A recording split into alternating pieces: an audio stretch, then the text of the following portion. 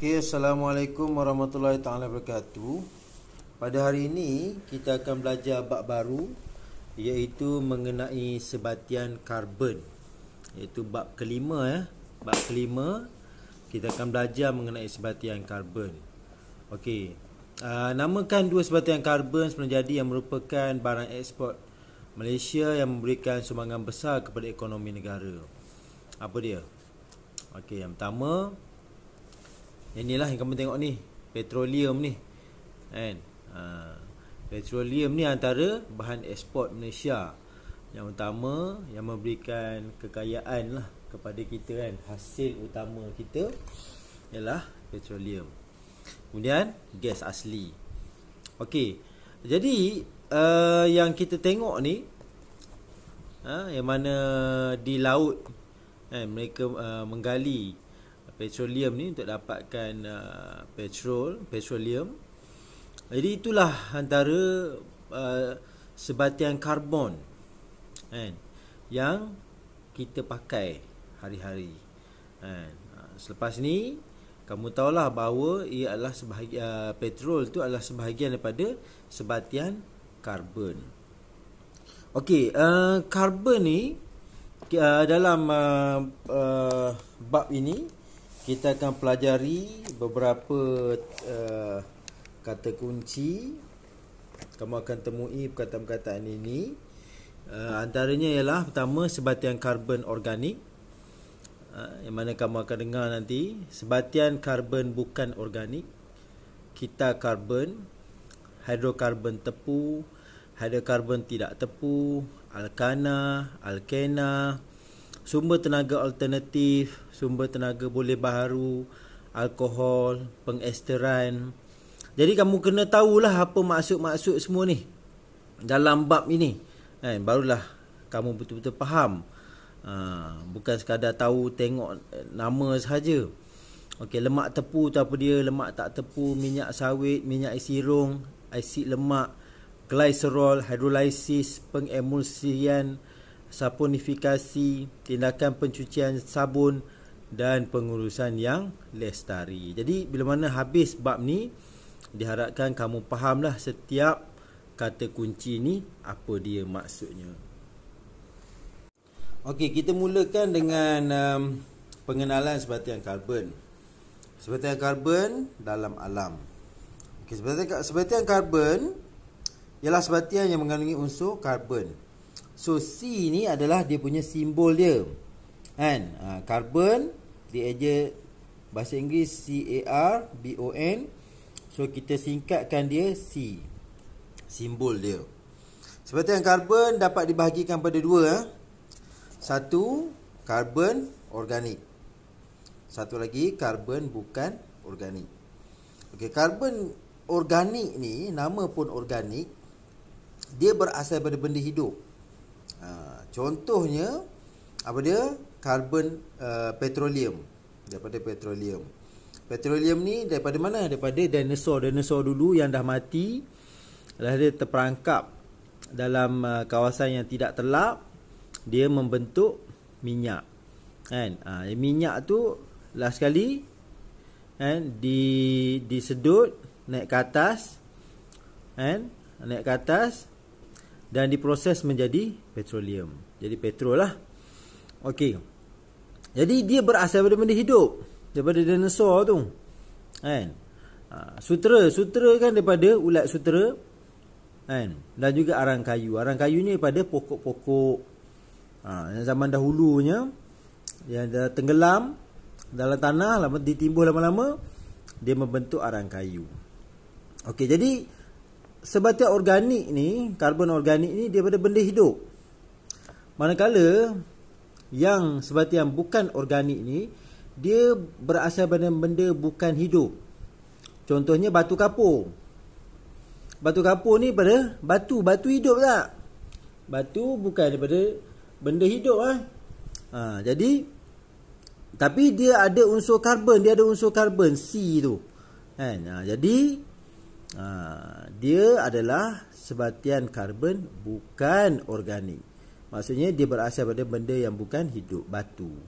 batu kapur tu. Okey, dan juga karbon dioksida. Karbon dioksida ni udara. Udara. Jadi bila udara, dia benda bukan hidup, tapi dia ada karbon ni. Jadi dia digolongkan sebagai sebatian karbon, bukan organik. Okey, karbon, seperti mana saya beritahu pada kamu sebelum ni, apa saja sumber sumber daripada alam ni, di bumi ni, dia sebenarnya berkitar. Dia berkitar. Macam kamu sebelum ni kamu pernah tengok kitar kitar karbon kan. Kamu dah pelajari dah sebelum ni. Hari ni kita tengok lagi sekali bagaimana karbon ni dia berkitar. Kita tengok dia ada kitar karbon. Okey, kitar karbon menunjukkan bagaimana unsur karbon dikitar melalui pembentukan atau penguraian sebatian karbon dalam hidupan dan bahan organik di kawasan persekitaran melalui proses respirasi, pembakaran, penguraian dan fotosintesis. Jadi karbon yang kita pelajari ni, sebenarnya karbon ni sebenarnya dia berkitar melalui proses-proses ni. Respirasi contohnya tumbuhan ni kan. Dia menggunakan karbon dioksida dalam atmosfera. Kemudian melalui fotosintesis, dia nak buat makanan, dia akan sedut karbon dioksida untuk melakukan proses fotosintesis, menghasilkan makanan kan. Kemudian dia mati. Contohnya dia mati kan. Okey, dia akan membentuk organisma yang mati. Kemudian kalau macam kayu-kayu je ni, dia akan membentuk arang kayu kan. Arang kayu yang kamu tengok tadi. Dan dia akan digunakan untuk apa? Sebagai bahan api fosil. Sekarang ni yang biasa kamu dengar ni arang batu lah. Arang batu ni daripada tumbuhan. Kalau haiwan pula dia makan tumbuhan. Karbon dalam tumbuhan ni dipindahkan kepada haiwan.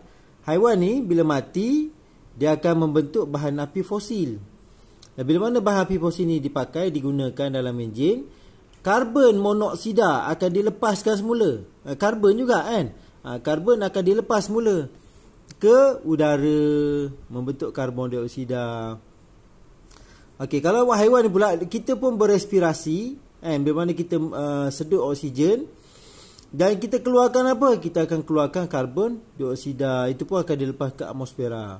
Tapi karbon dioksida ni akan disedut semula oleh pokok. Pokok ni dimakan oleh haiwan. Haiwan ni mati kan? Ataupun dia berespirasi, dia akan keluarkan balik karbon dioksida. Jadi ini proses ni berlaku secara berkitar. Kitaran ni sentiasa berlaku. Okey, selain daripada itu ada lagi proses pereputan contohnya. Haiwan ni mati kan. Dia akan mereput.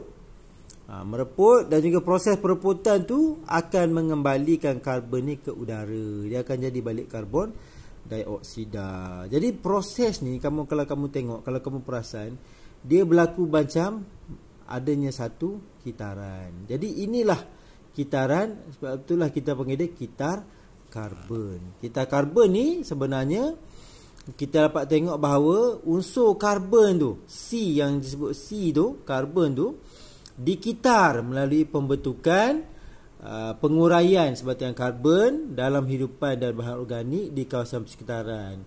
Dan proses-proses yang terlibat adalah respirasi, pembakaran, penguraian dan fotosintesis. Okey, jadi daripada kitar karbon yang kita tengok tadi, dapatlah kita simpulkan kan. Kita dapat tengok karbon dioksida ni dia dibebaskan ke atmosfera melalui 3 proses utama. Ada 3 proses utama yang mengembalikan semula karbon dioksida ni ke udara.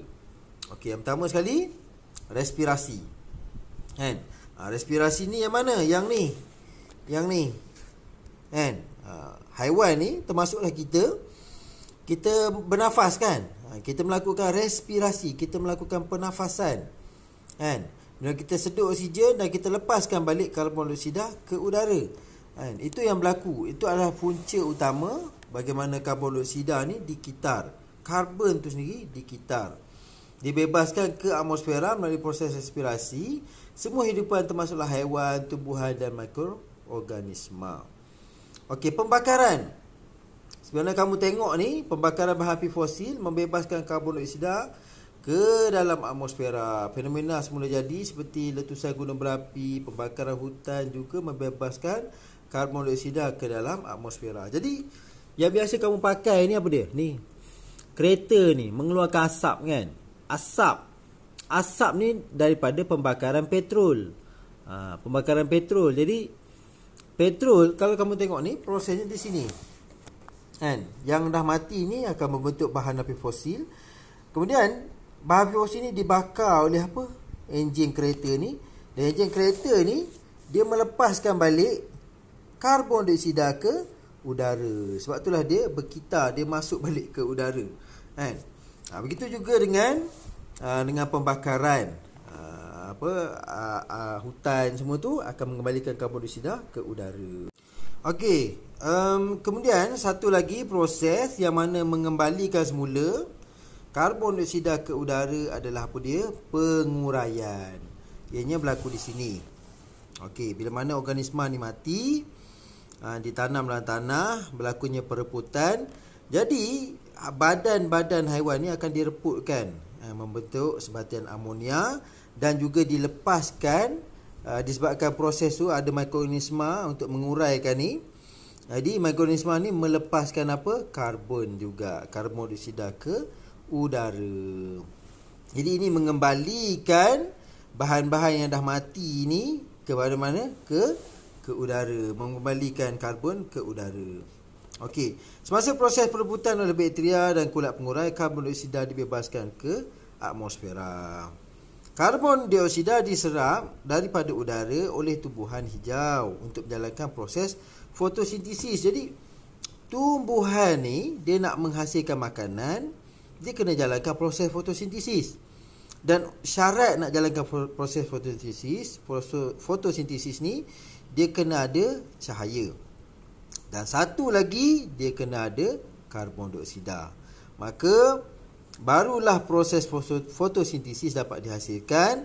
Dan fotosintesis ni tujuan dia adalah apa? Untuk menghasilkan glukosa, iaitu makanan kepada tumbuhan ni.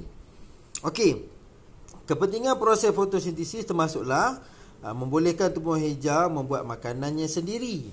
Jadi tumbuhan hijau ni dia buat makanan dia sendiri. Dia menghasilkan glukosa dengan proses fotosintesis.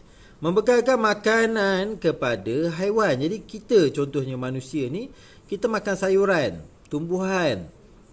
Jadi begitu juga haiwan, mereka makan buah daripada pokok ni. Jadi itu semua terhasil daripada mana? Daripada proses fotosintesis. Menambah kandungan oksigen dalam udara. Jadi karbon dioksida bila mana diambil, terlibat dalam proses fotosintesis, bahan buangan proses fotosintesis ni apa dia? Oksigen. Proses selepas melakukan proses fotosintesis, tumbuhan ni akan melepaskan oksigen. Menyingkirkan karbon dioksida berlebihan daripada udara untuk mengekalkan kandungan karbon dioksida dalam udara. Jadi karbon dioksida ni bila mana dilepaskan banyak, dia terlalu banyak, dia akan diambil oleh tumbuhan ni. Supaya apa? Karbon dioksida tidak akan berlebihan dalam udara.